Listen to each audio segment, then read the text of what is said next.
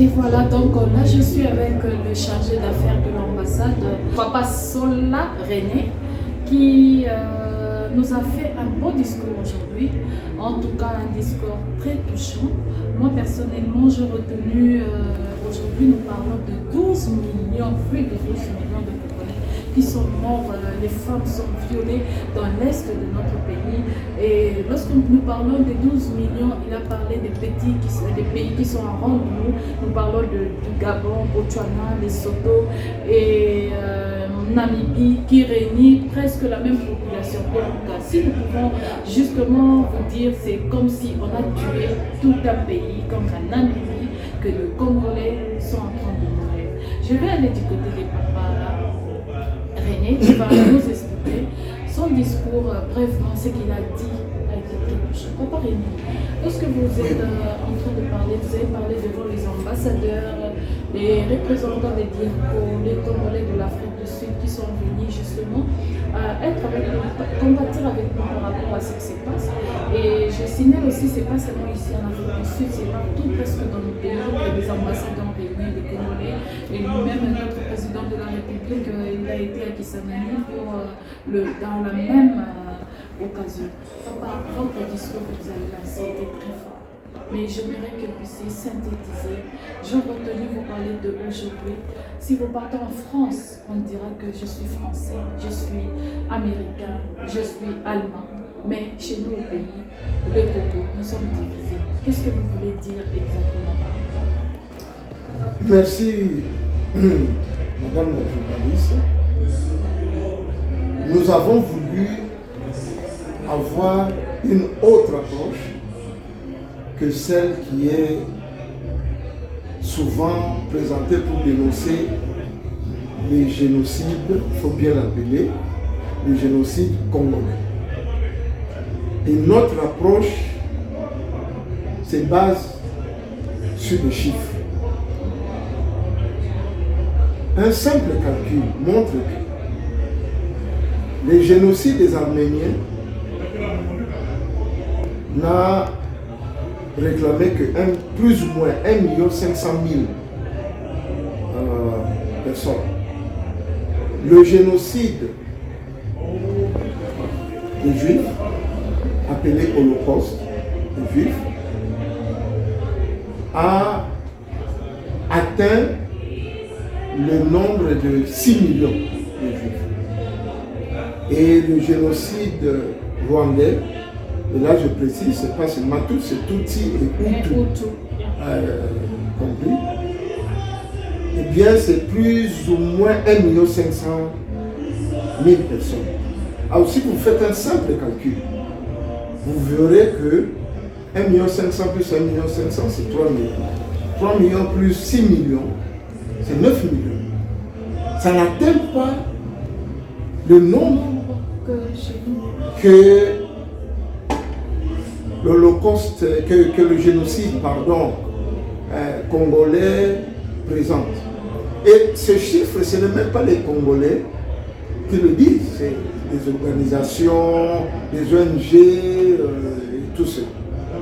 Et apparemment, personne ne s'en émeut.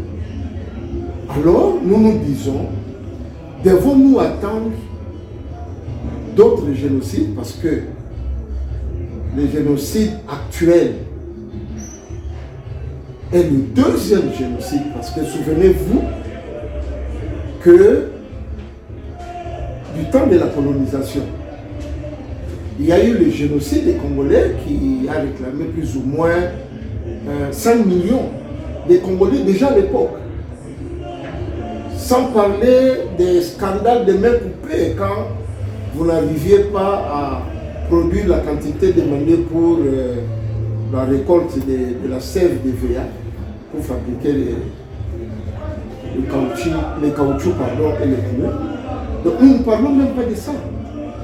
Est-ce que nous devons attendre qu'il y ait un autre génocide lié cette fois-ci à notre eau douce, à la quantité de l'eau douce que nous avons, pour abreuver les pays désertiques et semi-désertiques?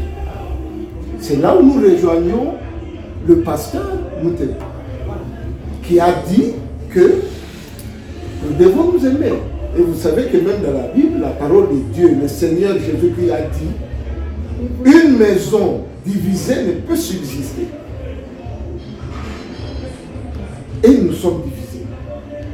Mais nous ne voulons pas continuer comme ça. Donc, appel est fait à tous les Congolais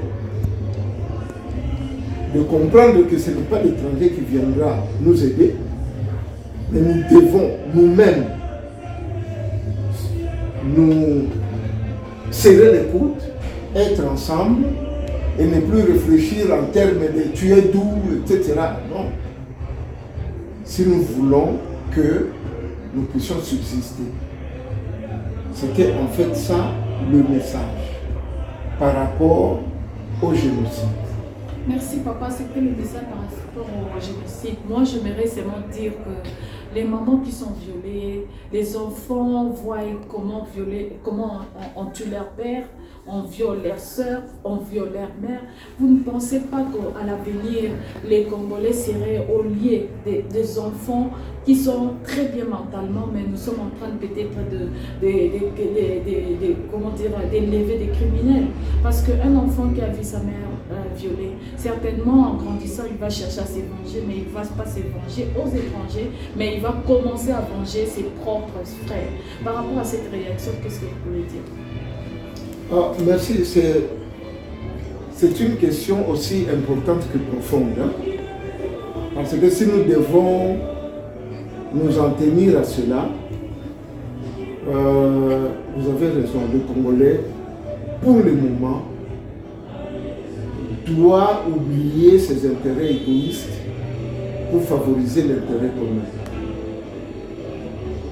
Il n'y a pas que cette partie, donc la destruction du Congolais n'est pas que sur le champ de bataille. Si vous avez été à Kinshasa, vous verrez qu'il y a des étrangers qui sont venus, qui sont en train de détruire la jeunesse congolaise avec ces boissons, les boissons qu'on appelle Guéné ou quoi. Et vous voyez un jeune qui devient tellement dépendant de ces choses, il n'est plus utile à la société. C'est là où le Congolais doit tout faire pour arrêter et faire front commun contre toutes ces choses-là. Bon, maintenant, je crois qu'il faut tout un programme et cela demande pas seulement que le gouvernement prenne ces choses en main, c'est vrai, soit en train de conduire, mais il faut que tout Congolais, et c'est la question que j'ai posée, est-ce que tout Congolais, le Congolais doit-il attendre qu'il y ait génocide et qu'on commence à parler? Non, nous pouvons prendre des dispositions pro. Par exemple, lequel, c'est ce que je voulais proposer, un peu quelle disposition? Donner des messages, c'est bon, mais en concrétisation, qu'est-ce que nous devons faire Congolais? Voilà, ça c'est une très bonne question. Nous sommes en Afrique du Sud ici. Vous connaissez le nombre de médecins que nous avons, le nombre d'ingénieurs que nous avons, le nombre de pharmaciens que nous avons. Eh bien, je ne parle même pas des étudiants et toutes les catégories socio-professionnelles. Est-ce que c'est difficile pour le Congolais de dire, écoutez, nous avons l'association des médecins congolais, l'association des ingénieurs, nous venons tous ensemble pour prendre des actions en faveur de notre pays. Je vous dis, si le Congolais prenait conscience des actions que lui peut mener, lui, Congolais, comme le président Kennedy disait, ne demande pas qu'est-ce que le gouvernement américain peut faire pour moi, mais qu'est-ce que toi tu peux faire pour le gouvernement américain? Eh bien, c'est exactement la même chose.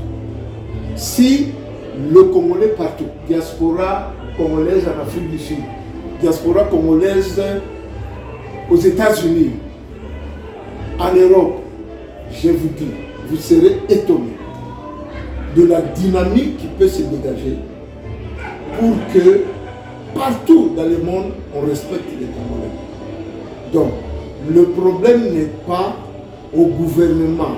L'ambassade, par exemple, en Afrique du Sud, l'ambassade peut seulement superviser, mais on laisse aux Congolais s'organiser, prendre une décision, par exemple, pour dire, dans nos milieux ruraux, il y a tel et tel et tel manque de ceci ou de cela. Est-ce que nous ne pouvons pas déléguer quelques médecins, quelques ingénieurs, quelques ceci ou cela, pour des actions bien déterminées? Donc, la balle est dans notre camp. À ce stade, nous ne pouvons plus compter sur la communauté internationale. Non. Non. Nous ne comptons que sur nous-mêmes. Et quand nous comptons sur nous-mêmes, vous verrez, vous serez étonné, celui-là amène une petite pierre, celui-ci, vous serez étonné de cette dynamique que nous sommes en train de gaspiller maintenant, parce que celui-là est Congo, celui-là est Moulouba, ça ne nous aidera pas. Nous n'avons qu'un seul pays, c'est la RDC.